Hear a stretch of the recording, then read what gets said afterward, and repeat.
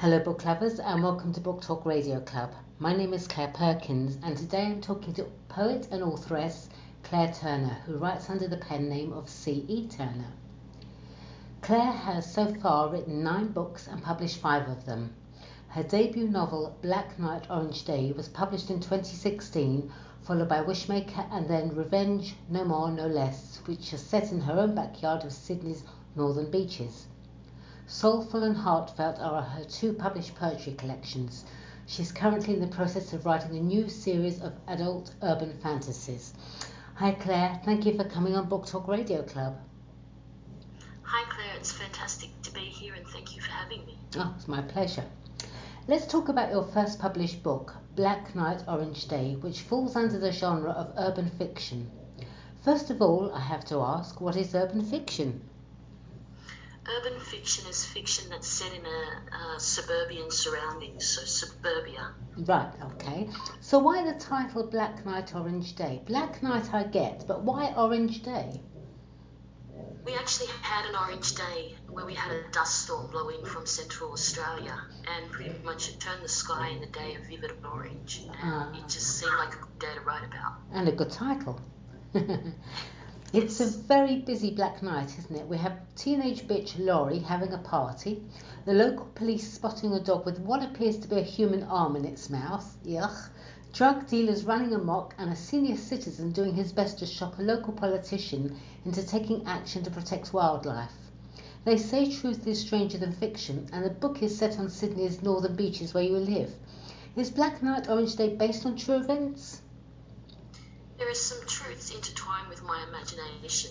The locals did sign a petition to try and get some of the animals that kept becoming roadkill on our road. And it's also the road that the locals tell ghost stories and urban myths about. Ah, let's talk about The Wishmaker now, which was published at the beginning of 2017. This is a children's fantasy set in the beautiful, magical crystalline kingdom. Sounds lovely, actually. However, the kingdom is in trouble. Would you like to give Book Talk Radio Club's listeners a brief outline of the story, please? It's an all ages story, and it's good versus bad and light versus dark, with an underlying message that it takes everyone to play their part to bring about a successful outcome. It includes a kaleidoscope of characters including genies, fairies, cats with wings, giant butterflies, dragons, and of course the Wishmaker himself. So the Wishmaker is a person who seems to have gone missing, perhaps along the River of Time. What is the River of Time? It's an energy stream that links different dimensions and realms. I see it as kind of looking like the Milky Way, except it stretches on forever. What a lovely imagination you've got. I'm always amazed when it comes to fantasy stories on what vivid imaginations authors must have to dream up a whole new world along with magical characters. Was there a particular author or book that inspired you to write in this genre? In my teens, I loved David Eddings, and as I got older, I loved Charles DeLint, Neil Gaiman, and Terry Pratchett thrown in for good measure. I love Terry Pratchett's books, they're brilliant. You got a fabulous review for The Wishmaker. A great fantasy debut from this author. It has a rich storyline full of great characters. She has a great writing style that brings the story to life and makes you fall in love with the characters. I recommend this to all and is age appropriate for young readers. If you enjoy a good fantasy adventure, don't pass this one by. That's really encouraging. What a great review. Will you write more about the Crystalline Kingdom, or was this just a one-off, Claire? For now it's a one-off, but as I love the characters so much, I never say never. Good answer. Back to Sydney's northern beaches and Revenge, No More, No Less. The follow-up, or should I say the follow-on, from Black Night, Orange Day. It's 3 months on and most are coming back for a wedding. But there is a hitman thrown into the mix with a list of people who he's being paid to get revenge upon, and also a personal list of his own too. Who is the hitman and who hired him? The hitman is an old local named Stephen Parker, and he's just done a stint in jail. And while he was there, he was hired by Angelo to seek out revenge on those that Angelo did him wrong in book 1. Ah. Did you find that the story flowed easier now that you had the characters fleshed out, as it were, from Black Night, Orange Day? Yes, my characters had minds of their own and they led me a merry dance. I can imagine. Laurie, the teenage bitch, is back again, but this time a changed and much nicer character. What happened? Well, the end of book 1, she didn't really like what she found when she looked in the mirror, and she decided she had to change herself because of the circumstances and things that happened to her. Will there be a follow-on from Revenge No More No Less, or have we heard the last from Laurie? I'm unsure if Laurie will make another appearance, but I have written an offshoot that takes place on the northern beaches of Sydney, where two of my previous characters, Joe and Robert, are pulled into an urban fantasy. It's called Runaway Fairy, and I hope to publish it sometime in the future.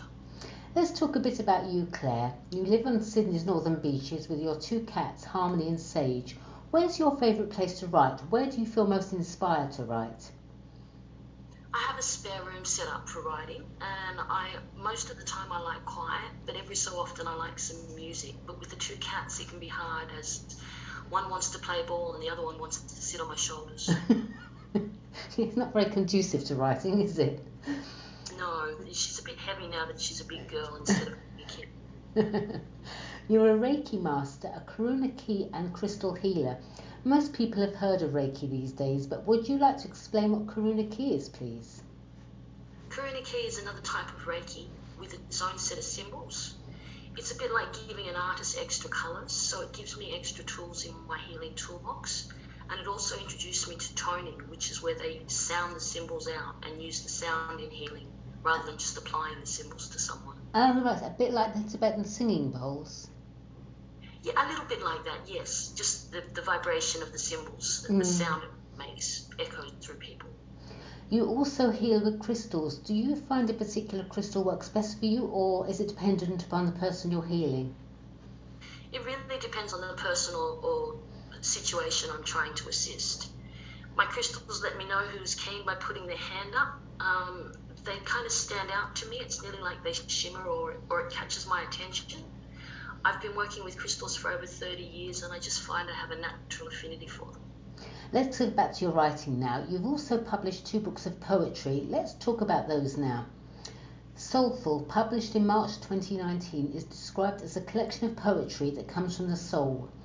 The poems are an expression of your inner thoughts, feelings and revelations, with titles such as Angel of Truth, Bag of Jewels, and my personal favourite, Wrapped in Ribbons and Love. I just love that title.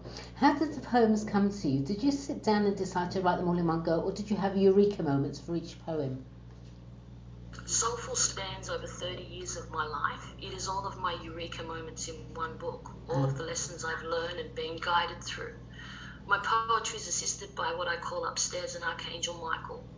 I've had upstairs since I was little, and some of my poems are written solely by them, though most of them are a mix of me and them. Oh, that's lovely. Your most recently published book of poetry is titled Heartfelt, From My Heart to Yours. The blurb reads, feeling the need to be uplifted, loved and dosed with hope? Then this is a collection for you or someone you love. Lift away the blues with this beautifully presented work that only exists to lift, love and remind you that you're divine. Wonderful. This is definitely something we all need in 2020 for sure. This was published, as I said, in December 2019. You must have known what was coming. Did you channel the poems? All of the poems are written by me and Upstairs and Archangel Michael, but I didn't actually know anything was coming. I just had a sense of urgency about getting my book out there, and I also felt a sense of urgency when it came to doing healing work and attunements. Right. You have a wonderful affirmation from Soulful that you'd like to read. Would you like to go ahead and read it, please? Okay, it's called The Lesson. I am who I am who I be. This I accept gracefully, thereby fulfilling my highest destiny by loving who I am and accepting who I be. Oh, that's wonderful. I love that. Lastly, Claire, where can Book Talk Radio Club's listeners purchase your books? Amazon, Smashwords and Barnes & Noble.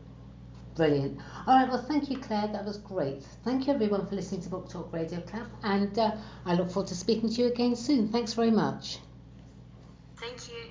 Bye now.